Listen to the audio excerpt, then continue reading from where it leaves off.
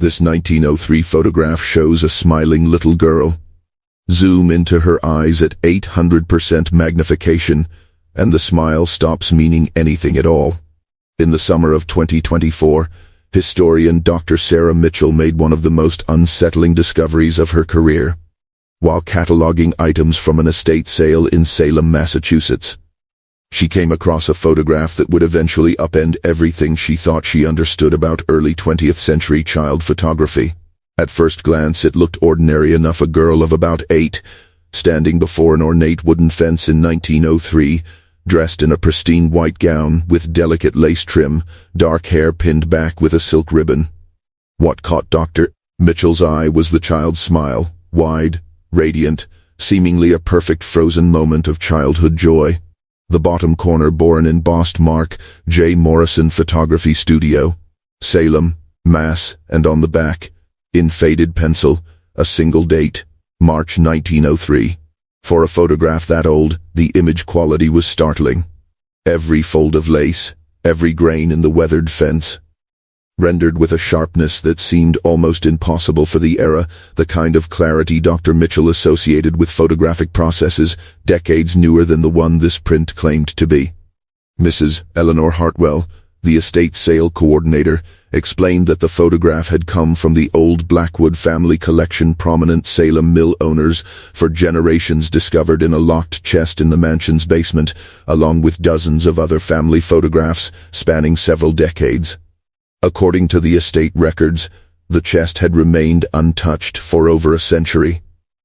The Blackwoods had left no heirs, and most of their personal records had been lost or destroyed over the years, leaving the people in these images largely unidentified nameless faces in an otherwise well-documented family archive, which struck Dr. Mitchell, even then, as slightly odd. Dr. Mitchell, a specialist in early American childhood history, had examined thousands of comparable photographs across her career. Something about this one made her buy it on the spot: a technical quality that felt out of place for its time, and something in the child's expression she couldn't quite name.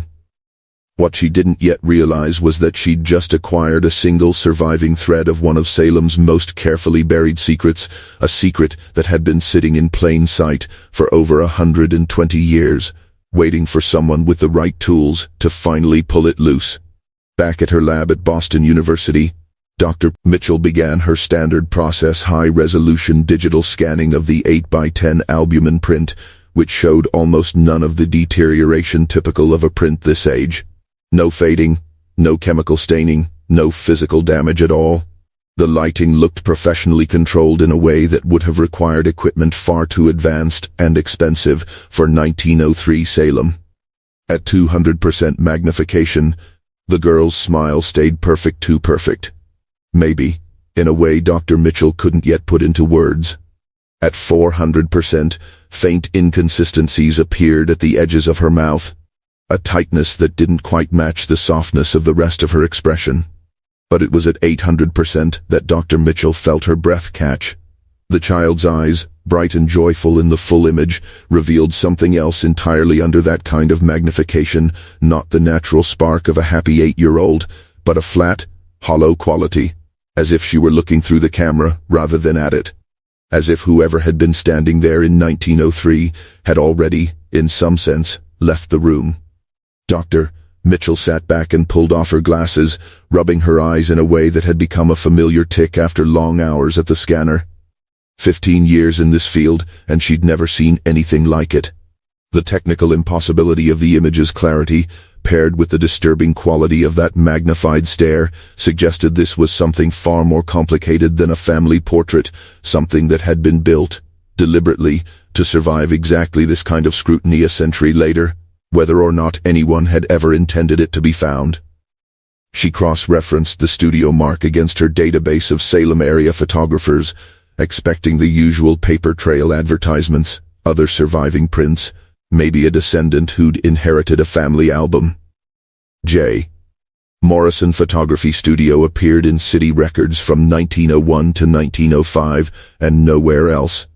No other surviving prints in any museum or archive she could locate. No mention in any of the trade directories photographers of the period usually appeared in. As if this single photograph was the only proof the studio had ever existed at all. A business that had, by every conventional measure, operated for 4 years and left behind exactly one piece of evidence. Dr. Mitchell's next stop was the Salem Historical Society, housed in a converted 18th century building near the old witch trial sites. Chief Archivist Margaret Thompson pulled boxes of Blackwood family records from climate-controlled storage, clearly delighted to have a serious researcher take an interest. They owned 3 textile mills, she explained, and employed nearly a quarter of Salem's workforce at their peak. One of the great Salem fortunes, honestly up there with the shipping families. The records showed a wealthy, image-conscious family but with strange gaps. Most families of this standing kept meticulous records, Margaret noted, flipping through ledgers of household accounts and social correspondence, births, deaths, social events, photographs, every dinner party worth mentioning. But the Blackwood records go strangely thin right around 1902 and 1903. Almost like someone went through afterward and took things out. What remained pointed to Edmund Blackwood, the family patriarch, funding what were vaguely described as progressive medical research initiatives and child welfare studies, never specified further. No named beneficiaries. No annual reports of the kind wealthy philanthropists usually commissioned to advertise their own generosity. More concretely, a series of receipts showed substantial payments to J. Morrison Photographic Services between 1902 and 1904, far more than ordinary portrait work would ever command, and paid on a schedule that looked more like a retainer than a series of one-off sittings. A 1903 city directory listed the studio's address as 47 Chestnut Street. When Dr. Mitchell went to look, she found a narrow alley between 2 commercial buildings. No trace a studio had ever stood there despite properly filed permits and business licenses, and despite the absence of any tax records, advertising or mention in the social columns Salem's elite families usually appeared in constantly. It was, Margaret agreed, deeply unusual for a business that had apparently served the wealthiest families in the city. Digging into municipal records, Dr. Mitchell found something that unsettled her further. Salem's wealthy families had reported an unusually high number of childhood accidents and sudden illnesses during 1903, nearly all the death certificates signed by the same physician, Dr. Cornelius Whitmore, in strikingly similar language, as though written from a template, rather than observed case by case.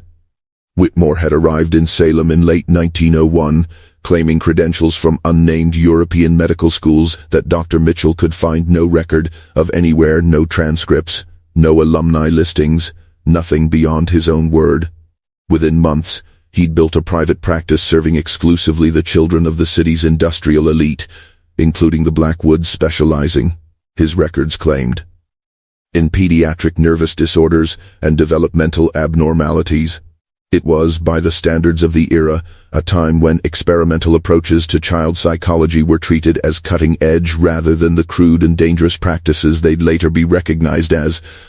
A man with confident credentials and the right social introductions could go remarkably far on reputation alone. Whitmore had published papers in obscure medical journals arguing for photographic documentation as a diagnostic tool for what he called constitutional melancholia in children, copies of which Dr. Mitchell tracked down in Harvard's medical library. His writing described elaborate photographic sessions meant to capture the essential nature of childhood disturbance, relying on what he called collaboration with a technician capable of producing images of unprecedented clarity. The link to J. Morrison became explicit in a piece of correspondence Dr. Mitchell found preserved in the Blackwood estate's legal files, the kind of document that had likely only survived because whoever cleaned out the estate hadn't recognized what it was. Whitmore, writing to Edmund Blackwood on March 15, 1903, the photographic documentation continues to yield remarkable insights. Morrison's technical innovations have allowed us to capture details previously invisible to the naked eye. The subjects remain cooperative, and the treatments are proceeding as planned. Blackwood's reply, dated a week later, was just as clipped. Just as carefully worded to say nothing and everything at once. Your work with the children has exceeded our expectations. The arrangements with Morrison will continue as long as the documentation meets your specifications. Discretion, as always, remains paramount. Medical supply orders under Whitmore's name from that same year showed large purchases of sedatives, restraints, and photographic chemicals, an unusual mix for a pediatric practice under any circumstances, and one that would have raised eyebrows if anyone outside the consortium had ever seen the ledger. All of it paid for out of the Blackwood family trust, a detail that made their financial involvement impossible to dismiss as coincidence. Dr. Mitchell brought enlarged sections of the photograph without full context, careful not to lead her colleague toward any particular conclusion, to Dr. James Crawford, a specialist in 19th century medical practice. His assessment over video call was chilling, delivered with the calm of a man used to discussing terrible things in clinical language. That expression is consistent with certain pharmaceutical interventions used in early psychiatric treatment, he said. Specifically, the vacant stare associated with prolonged exposure to chloral hydrate or similar sedatives. The child looks conscious, but entirely dissociated from her surroundings, present, technically, but not really there. It's a very specific look. I've only seen it in a handful of period case photographs, all of them deeply troubling for their own reasons. Chloral hydrate turned out to be exactly what Whitmore had been ordering in bulk. Cross-referencing his purchase dates against Salem's death records, Dr. Mitchell found a disturbing correlation. Children under Whitmore's care died at sharply elevated rates during the very periods his chemical orders spiked, a pattern so consistent it was hard to read as anything but cause and effect once she laid the two timelines side by side. Every death certificate, all signed by Whitmore himself, cited some variation of cardiac failure or nervous exhaustion, phrased with a consistency that looked less like coincidence and more like a script one man had simply reused, family after family, year after year, confident no one would ever compare the paperwork. At least 6 other prominent Salem families, the Wessons, the Pickerings, the Havens, the Sherwoods, the Adamses, and the Phillipses, had made near identical financial arrangements with both Whitmore and Morrison during the same window, and each had lost at least one child between 1902 and 1904. This photograph wasn't an isolated artifact, a single tragedy Dr. Mitchell had stumbled onto by chance. It was one surviving fragment of something systematic, something built to repeat itself quietly across an entire social class for years, without anyone outside it ever noticing the pattern. The technical mystery deepened further when Dr. Mitchell consulted Dr. Robert Hayes, a photographic historian at the Rochester Institute of Technology. What you're showing me appears to use a process that wasn't developed until the 1920s, he told her, walking through the tonal range, the depth of field, the level of detail only visible under magnification. The even lighting suggests multiple controlled artificial sources, precisely placed, that alone would have required equipment almost no commercial studio owned in 1903. The film grain, under extreme magnification, matches plates that wouldn't be manufactured for decades. His conclusion, delivered almost reluctantly: either the photograph had been taken much later and artificially aged to pass as period work, or someone had access to technology 20-30 years ahead of its time and went to considerable trouble to make sure nobody noticed. That sent Dr. Mitchell back into Patent and Customs records, where she found something extraordinary. Between 1901 and 1903, someone filing under the name J. Morrison had submitted several highly technical patents for camera mechanics and optical systems that wouldn't become standard for decades, sponsored, the records showed, by a consortium of Salem businessmen that included Edmund Blackwood and several of the other families whose children had died. Customs manifests from Boston Harbor logged specialized optical equipment imported from Germany, consigned to a business called Morrison Technical Services, evidently a second front for the same operation, one that never advertised, never billed a client outside the consortium, and left almost no paper trail beyond the shipping records themselves. J. Morrison, it seemed, wasn't a local portrait photographer at all. but a technical innovator quietly funded by Salem's wealthiest families for purposes that had nothing to do with keepsake photography. Dr. Mitchell now needed names the actual children behind the pattern, not just a list of surnames on receipts.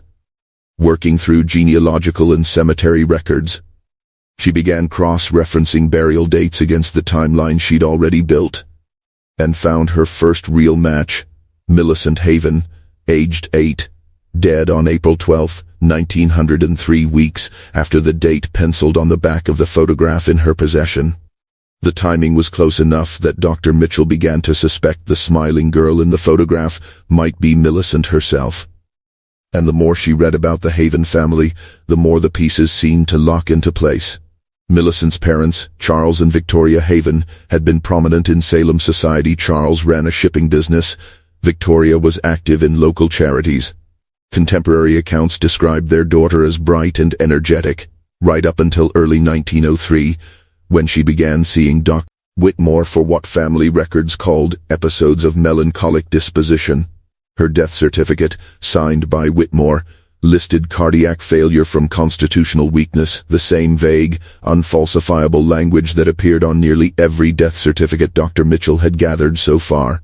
But a private letter from Victoria to her sister, written 3 months later and later donated to the Massachusetts Historical Society, told a very different story. "I fear we were terribly mistaken to trust Dr. Whitmore with our dear Millicent," Victoria had written. In her final weeks she became increasingly distant and vacant, as if present in body but absent in spirit. The treatment seemed to drain all joy from her, leaving only a hollow shell of our once vibrant child. The letter went on to describe the photographic sessions directly Whitmore, insisting they were essential for monitoring Millicent's condition. Morrison arriving with his unusual equipment to spend hours photographing her in different poses, adjusting lights, waiting for exactly the expression he wanted. Millicent would smile for the camera as instructed, Victoria wrote, in a line Dr. Mitchell read over and over, but her eyes had become so empty by then. The same pattern repeated across the other families, each one a near copy of the last. Thomas Pickering, 7, dead in May 1903. His father's business diary noting concern over the boy's growing lethargy in the weeks beforehand, entries that grew shorter and more clipped as the spring went on, as if the father himself couldn't bear to write much about it. Caroline Wesson, 9, dead that June, described in family letters as having drifted from a spirited child into someone who moved and spoke as if in a constant dream. A Sherwood boy, an Adams girl, a Phillips child, 6 families in all, each with their own version of the same quiet horror, each convinced, at least at first, that they were doing right by a struggling child. Every story followed the same arc: normal, happy development, then Whitmore's care, then a slow hollowing out documented obsessively by Morrison's camera, then a death quietly filed away as some vague constitutional failing that nobody thought to question twice. The full shape of it came together when Dr. Mitchell found the meeting minutes of the Salem Progressive Medicine Society, a private organization Edmund Blackwood and other prominent citizens had founded in 1901, ostensibly to study childhood development. Its private correspondence, preserved in Blackwood's estate papers, told a far darker story. The society's members believed that traditional upbringing among the wealthy was producing children too soft for the demands of modern industrial life, heirs who'd inherit mills and shipping firms and banks without the hardness their fathers believed the work required.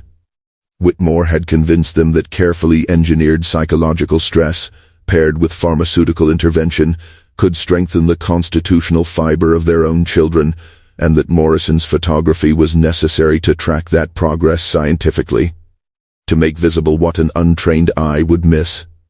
A February 1903 letter from Whitmore to Blackwood spelled it out with a clinical coldness that Dr. Mitchell found almost impossible to reread. Our experimental protocols continue to yield valuable data about the malleability of young minds under controlled stress conditions, he wrote. The photographic documentation Morrison provides allows us to observe changes invisible to casual observation, the gradual emergence of proper constitutional strength, even as superficial appearances might suggest decline. And further, In a passage Dr. Mitchell had to sit down and walk away from before finishing, some subjects naturally possess greater resilience than others. Those who fail to demonstrate adequate adaptive capacity are regrettably eliminated by the process itself. This natural selection serves our ultimate goal of preserving only the strongest lines among Salem's leadership families. What Whitmore and his collaborators had built, in plain terms, was a eugenics program run on their own children. Disguised as progressive medicine, and Morrison's advanced photography was its instrument, capturing psychological deterioration invisible to the naked eye while producing images that, to any outside observer, looked like nothing more than a family's treasured portrait. The conspiracy survived as long as it did precisely because the people running it were also the people whose children were dying. Because a respected physician's signature on a death certificate was usually enough to close the question before it opened. And because no outsider had reason to look twice at grief in a family that could afford the very best of everything, including doctors. It ended, Dr. Mitchell found, not from guilt but from exposure risk. By late 1904, physicians in Boston and New York had started asking pointed questions about Salem's unusually high child mortality among wealthy families, and medical journals were requesting more detail on Whitmore's methods.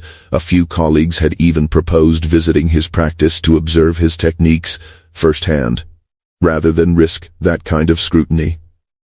The Progressive Medicine Society shut the program down almost overnight. Whitmore was quietly relocated to California with a settlement substantial enough to start a new life. Records suggest he changed his name and opened a new practice under a different identity, and Dr. Mitchell found no further trace of Cornelius Whitmore after 1905. Morrison vanished entirely, his equipment dismantled and disposed of by Blackwood family agents, the workshop or studio, wherever it had actually stood, cleared out without a trace. Death certificates were altered, supply orders destroyed. Even the city's own permit records for the Chestnut Street studio were edited, quietly, to make it look as if the business had never existed at that address at all. The families held their silence for the ugliest of reasons. Each one knew that exposing the truth about their own child implicated them in every other family's loss as well. Mutual guilt became mutual protection. As the original participants died off over the following decades, the secret passed down to their heirs as an unspoken family shame, never explained, never fully understood by the people who inherited it, only felt as a locked chest in a basement no one wanted to open. Too incriminating to destroy outright. Too dangerous to ever put on display. By 2024, everyone who'd built the program was long dead, and their descendants carried at most a vague unease about what their families had once quietly been part of a story nobody had ever told them in full, because nobody left alive still remembered all of it. The photograph survived by pure accident, one surviving fragment of a program engineered, from the very start, to erase itself completely. In her final analysis, Dr. Mitchell understood that the smiling girl in the photograph, almost certainly Millicent Haven, was evidence of something far worse than a family portrait. A conspiracy among Salem's most powerful families to use their own children as subjects in an experiment dressed up as medicine, recorded with technology built specifically to capture what shouldn't have been visible at all. The hollow eyes under magnification weren't a flaw in the print. They were the point proof of a mind that had been chemically and psychologically taken apart, smiling on command while something essential in her had already gone somewhere the camera couldn't quite name. What made the photograph so unsettling, in the end, was its double life. To anyone glancing at it in 1903, or in 2024, it showed a happy, healthy child, exactly the version the conspirators had built it to show. Exactly the version that let them sleep at night and sit across from each other at dinner parties afterward. Only the technology they'd invested in to monitor their own success ended up preserving the opposite. The quiet, systematic undoing of a little girl. Hidden in plain sight, inside the very evidence meant to prove she was thriving.